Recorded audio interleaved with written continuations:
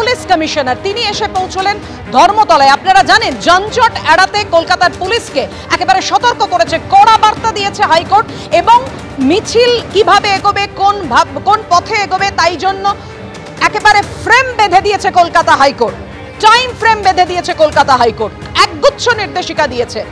কালকে কলকাতা পুলিশ কি ব্যবস্থা নেয় যানজট এড়াতে, যান চলাচল মসৃণ রাখতে, নজর সেদিকেও। কলকাতা পুলিশ কমিশনার ধর্মতলায় ভিক্টোরিয়া হাউসের সামনে সমাবেশ স্থলে।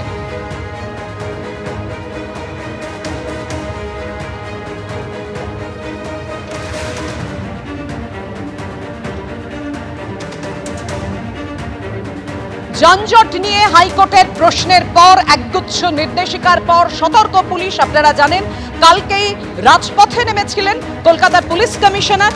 বিভিন্ন দিক তিনি, অর্থাৎ যান চলাচলের বিভিন্ন দিক তিনি খতিয়ে দেখেন, এবং তিনি নিজেও বলেন যে আমি হাইকোর্টের নির্দেশিকা পাঠিয়ে দিয়েছি, সেই মতো মেনেই যান চলাচল মসৃণ রাখার কথা ভাবা হচ্ছে, দেখা হচ্ছে।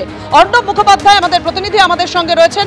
অর্ণব, আমরা সরাসরি দেখতে পাচ্ছি কলকাতার পুলিশ কমিশনার কলকাতার শীর্ষস্থানীয় অন্যান্য আধিকারিকদের সঙ্গে কথা বলছেন, কি নির্দেশ দিচ্ছেন?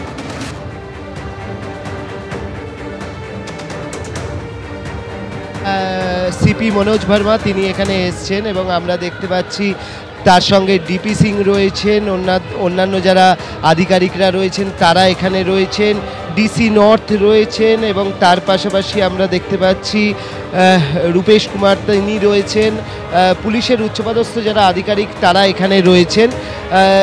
আমরা জানি যে হাইকোর্টের একটা নির্দেশ রয়েছে যে 9টা থেকে 11টা সেই ধর্মতলা চত্বরের আশপাশে যেন যানজট তৈরি না হয়, এবং সে ব্যাপারে গতকাল থেকেই কিন্তু পুলিশ কমিশনার তিনি পরিদর্শন করেছিলেন। বেশ কিছু সিদ্ধান্তও হয়েছিল যে মিছিল যেগুলো দেখা যাবে যে শ্যামবাজার থেকে এই ধর্মতলার দিকে আসছে বা শিয়ালদা থেকে আসছে, হাওড়া থেকে আসছে, তাদের ওই সময়ের জন্য বা ওই মুহূর্তের জন্য তাদেরকে ফুটপাতের ওপর যদি তুলে দেওয়া যায় তাহলে গাড়ি চলাচল স্বাভাবিক হবে।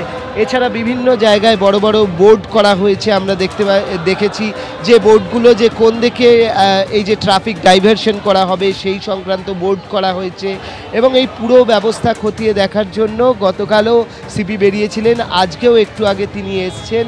ঠিক শুধুমাত্র তো যানজট বা 9টা থেকে 11টা যে যানজট মুক্ত রাখতে হবে সেটাই বিষয় নয়, তার পাশাপাশি এই যে মঞ্চ, সেই মঞ্চেতে কীভাবে ভিভিআইপিরা আসবেন, মমতা বন্দ্যোপাধ্যায়, অভিষেক বন্দ্যোপাধ্যায় তারা কোন দিক দিয়ে ঢুকবেন, কোথা দিয়ে মিছিলগুলো আসবে, এই পুরো বিষয়টাই কিন্তু মাথায় রাখতে হচ্ছে, এবং তিনি এই মুহূর্তে পরিদর্শনে এসছেন, এই যে মঞ্চ সেই মঞ্চ পরিদর্শন করতে এসছেন।